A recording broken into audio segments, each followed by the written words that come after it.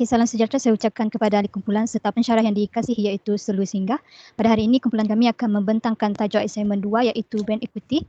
Pembentangan kami adalah berkaitan dengan food and beverage. Dengan itu, saya Mirul Lemah Anak Kaya nombor matrik 66647 akan menjemput ahli kumpulan saya iaitu Josephine Turning David untuk pembentang yang pertama. Silakan.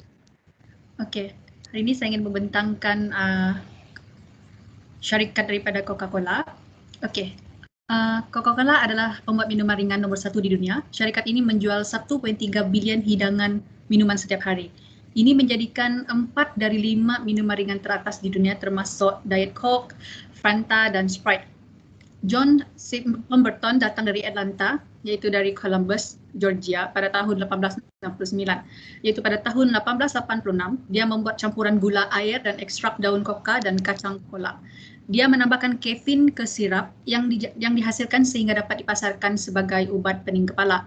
Okey, di bawah kepimpinan Chandler yang berlangsung pada 26 tahun, syarikat Coca-Cola berkembang dengan cepat. Menjelang pada tahun 1916, Coke juga telah dijual di Kuba, Jamaika, Jerman, Perancis dan England.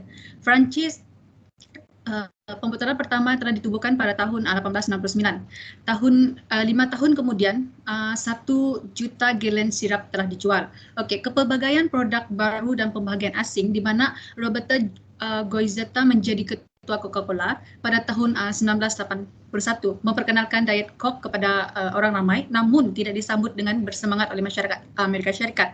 Dan secara universal dianggap sebagai kesalahan produk pengguna terbesar pada tahun 1980-an. Okey, Goizueta kemudian membawa kembali Coke yang lama menyebutnya sebagai Coca-Cola klasik, tetapi ia dijadikan satu perkara positif dalam jangka masa panjang. Coca-Cola memperoleh keuntungan $1 bilion dari usaha jangka pendeknya dengan 3-star picture. Okey, di sini terdapat 2 strategi iaitu strategi produk Coca-Cola di mana mengamalkan penyesuaian dan pengubahsuaian produk yang tinggi di setiap pasaran yang dilayaninya. Yang kedua adalah pembahagian di mana jaringan pengeluaran dan pengedaran Coca-Cola bermula pada tahun 1899 dengan penubuhan syarikat pembotolan Coca-Cola pertama di Chattanooga, Tennessee. Okey, pembotolan menjual produk berjenama syarikat di lebih 200 negara di 6 benua. Oleh itu, Coca-Cola masih jadi minuman yang teratas di dunia. Okey, itu saja daripada saya. Sekian, terima kasih. Okey, terima kasih kepada Josephine Turning. Sekarang saya menjemput Reno Raymond, anak Rido untuk pembentang yang kedua. Silakan. Okey, hari ini saya nak membentangkan berkenaan dengan KFC, Kentucky Fried Chicken. Kalau disebut berkenaan dengan KFC, tentu kita akan kaitkan dengan Colonel Sanders. Berawal pada usia 40 tahun, Colonel Sanders mula memasak untuk turis di bengkel terletak di Corbin, KY. Banyak orang datang ke bengkel bukan untuk memperbaiki kereta, tetapi untuk membeli ayam goreng. Ia memperluaskan perniagaannya di hotel dan restoran. Disitulah Colonel Sanders mencuba menu rahsia yang menyempurnakan rahsia 11 campuran bumbu dan rempah serta teknik memasak khusus. Rasanya masih sama sehingga sekarang dan disukai ramai orang. Sanders mengembara ke Amerika Syarikat untuk franchise resepinya. Menjelang tahun 1963, terdapat 600 restoran KFC menjadi operasi makanan terbesar di Amerika Syarikat dan ianya menjadi rangkaian restoran ayam terbesar di dunia. KFC telah ada di 90 negara yang berbeza dan mempunyai lebih daripada 13,000 cawangan. KFC lebih fokus kepada kepuasan pelanggan dan kualiti produk. Misi KFC terdiri daripada perkhidmatan pantas, produk berkualiti dan suasana yang bersih. KFC juga mengikut gaya hidup pengurusan yang demokratik. KFC juga mementingkan keselamatan pekerjaannya juga. Perancangan KFC adalah proses yang dimulai dengan pengimbasan persekitaran untuk menunjukkan kesedaran mengenai keadaan ekonomi dan faktor lain. Sesudah lebih daripada 75 tahun, rasa KFC masih sama. Tenaga pekerja yang bertambah iaitu 750,000 lebih dan 18,000 restoran di seluruh dunia di 120 lebih negara. KFC mulai melokalkan menu dan memberi penerimaan yang lebih baik pada pasaran. KFC sekarang juga telah memperkenalkan banyak menu dan bukan sekadar ayam goreng sahaja.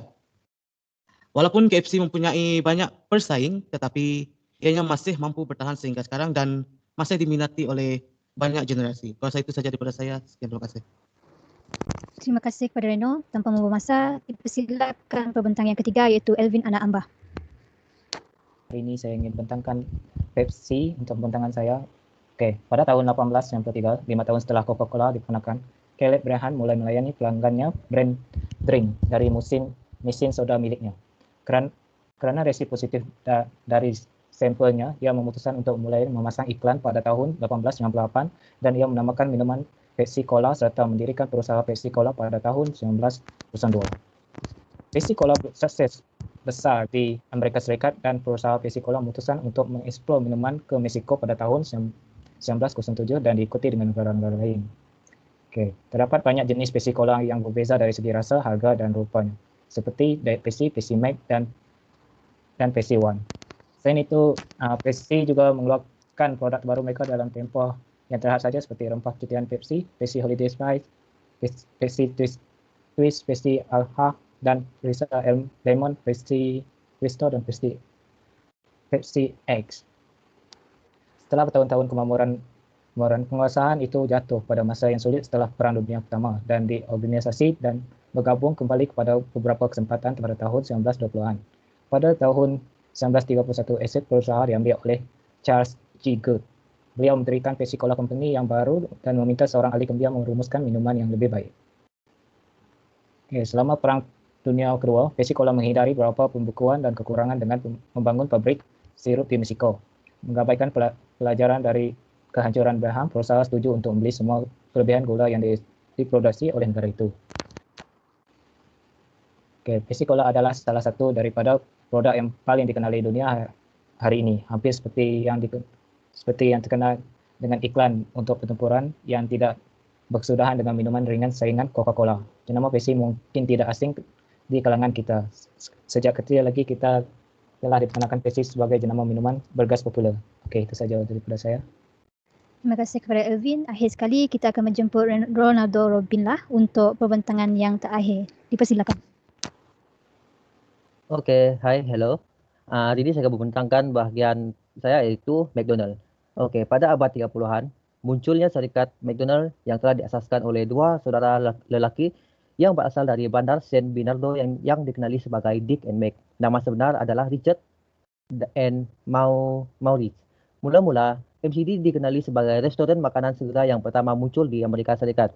Pada tahun 1940, sejarah McDonald terus meneruskan penubuhan restoran pertama di San Bernardino. Pada tahun 1955, Ray Kroc telah mencatatkan sebuah syarikat yang dinamakan McDonald System Inc. Setelah 5 tahun kemudian, ia telah diputuskan untuk menukarkan namanya dan syarikat itu dikenali sebagai Perbadanan McDonald. Richard dan Maurice telah menjual hak perniagaan mereka dengan harga 2,7 juta US dollar kepada Ray Kroc pada tahun 1961. Ray Kroc hanya adalah orang yang bertanggung jawab membangunkan McDonald setelah Richard dan Maurice menjual hak perniagaan mereka kepadanya. Pada tahun 1965, sebanyak 700 McDonald telah beroperasi di Amerika Serikat, manakala pada tahun 1966 saham McDonald mula menikmati peningkatan atas permintaan terhadap New York Stock Exchange. Tahun 1967 pula adalah membuka restoran di Kanada dan memasuki perbadanan di pasaran dunia. Untuk tahun 1971, mata kelinting telah dibuka di Jepun, Australia, Inggris, Jerman, Prancis. Restoran-restoran yang dibuka di bahagian-bahagian dunia ini mula membawa kepada keuntungan sebanyak 80%. Tahun berikutnya yaitu tahun 1990, ia telah ditandai dengan pembukaan McDonald yaitu di Moskow. Jumlah pelawat pada hari pertama telah melebihi 30 orang. Untuk tahun 2010, permodalan McDonald telah mencapai sebanyak 64,2 bilion US dollar dan menjelang awal tahun, rangkaian tersebut terdiri daripada 33 pertumbuhan yang telah dibuka di ratusan negara. Untuk tahun 2017, nilai pasaran perbankan telah mencecah sebanyak 136,93 bilion. Pada masa yang sama, kebanyakan saham McDonald berada dalam apungan percuma. Sekian itu saja daripada saya. Terima kasih kepada semua ahli kumpulan. Sekarang kita telah pun selesai dengan sesi pembentangan untuk hari ini. Kesimpulannya dalam bidang pemasaran sudah tentu adanya pasang surut dalam pencapaiannya. Oleh itu kita hendaklah mempelajari dari masa lalu supaya tidak diulangi untuk terus maju ke depan. Berbagai cita rasa baru boleh dibuat sesuai untuk menarik minat pelanggan. Sebagai contoh, yang paling ketara dilakukan oleh syarikat McDonald. Mereka tidak pernah berputus asa untuk memenangi hati pelanggan dengan menggunakan platform terkini, iaitu melibatkan para artis Korea yang terkenal dan memperbanyakkan lagi permainan untuk pakej Happy Meal. Sekian itu sahaja daripada kami. Terima kasih.